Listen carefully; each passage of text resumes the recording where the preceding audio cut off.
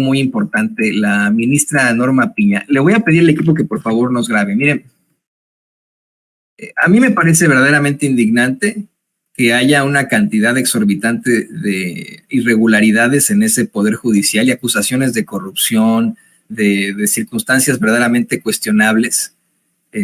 Me parece lamentable, indignante que pues ocurra esto con un poder en el que debiéramos confiar los mexicanos, que está ahí para impartir la constante y perpetua voluntad de darle a cada quien lo que le corresponde.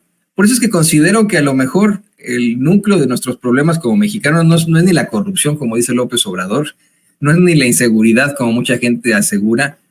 Creo que es el poder judicial. A lo largo de este programa, y obviamente en ediciones pasadas, le hemos venido denunciando circunstancias pues ilegales, irregulares, relacionadas al poder judicial. Y mire, uno podría decir, ¿no? Oye, siempre está el beneficio de la duda.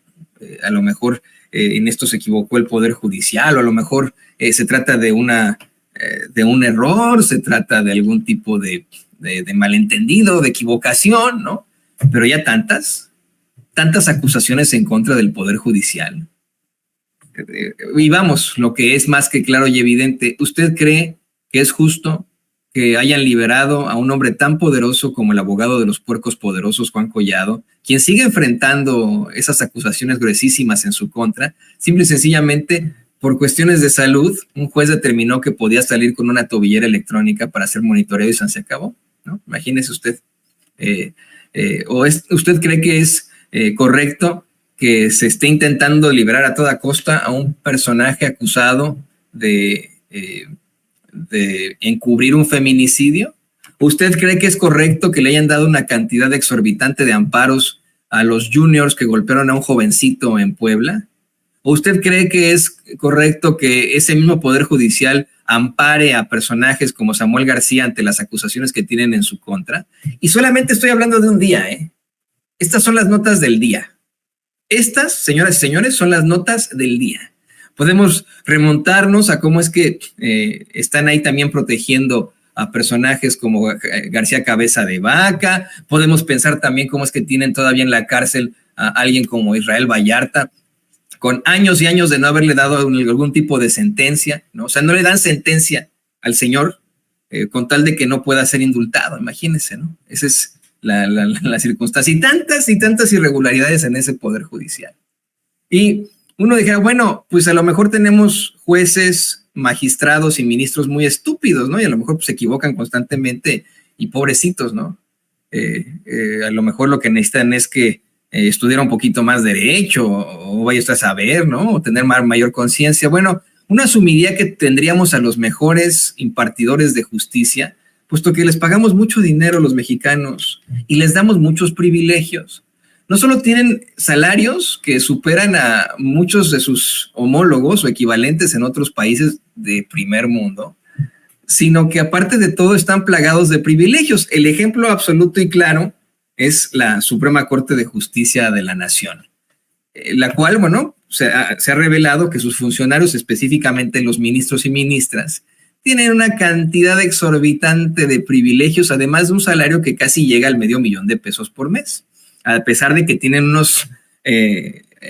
pues unas primas vacacionales fantásticas, les dan un ahorro, que no es su ahorro, es ahorro a costa de los mexicanos, para que cuando se retiren tengan aparte una lanota, además de que van a obtener una pensión fantástica cuando se vayan.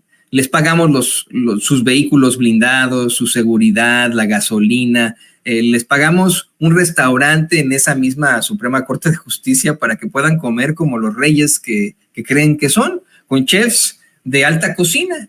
Eso en cuanto al Poder Judicial. En cuanto a la Suprema Corte de Justicia. Si quiere usted hablar del Tribunal Electoral del Poder Judicial de la Federación, mire lo que son las cosas. En ese tribunal hasta tienen un taller mecánico. No le miento, tienen un taller mecánico para que sus funcionarios puedan llevar ahí y arreglen a costa de los mexicanos sus coches. Así. Esto pues se convirtió en noticia cuando uno de los magistrados del Tribunal Electoral del Poder Judicial de la Federación fue descubierto llevando sus autos clásicos a arreglar, a tunear, como se le dice coloquialmente, y haber con esto ocasionado un daño millonario a la hacienda pública. Y con este panorama, con este precedente que le doy, me parece verdaderamente indignante que la representante de ese poder judicial, quien ha estado, pues vamos, representando ese poder judicial que libera delincuentes, que libera las cuentas de las familias de los delincuentes, esa señora, la ministra Norma Piña, además de las declaraciones infames que ha hecho ya durante esta su gestión, se reúna con integrantes de Naciones Unidas y les diga que este recorte del presupuesto que está solicitando la bancada de Morena y sus aliados podría afectar a los pobres. Miren, pero de volverse absolutamente locos. Ahí están las imágenes, hasta lo publicaron en sus redes sociales. Fue una especie de desayuno, creo, con miembros de Naciones Unidas, y esta señora salió a decirles que pues están bajo ataque, ¿no? Que los políticos mexicanos encabezados, bueno, no en esos términos, ¿no? Pero que pues les quieren quitar parte de su presupuesto millonario a la Suprema Corte de Justicia y al Poder Judicial en lo federal, en lo general, y que esto no va a afectar a sus coches, sus comiditas,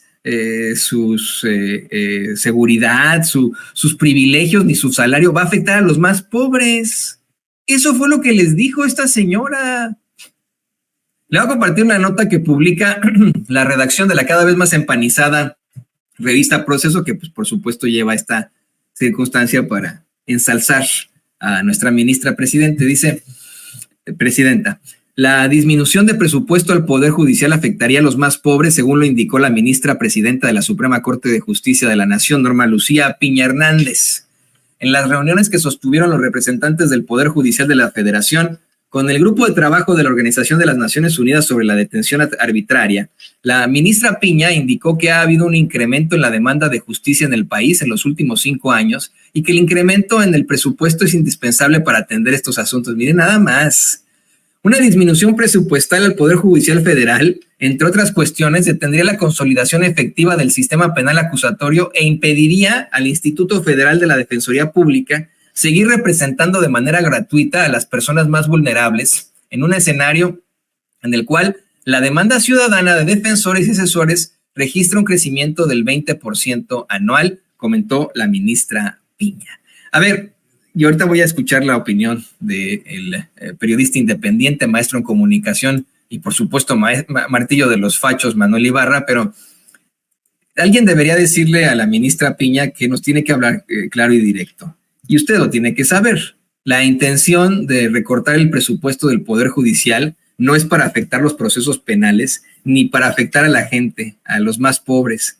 La intención de reducir el presupuesto es que no tengan esos privilegios que tienen, que no ganen esos grandes salarios, que el dinero en todo caso se utilice para cuestiones jurídicas, judiciales. Es más que evidente, es una obviedad.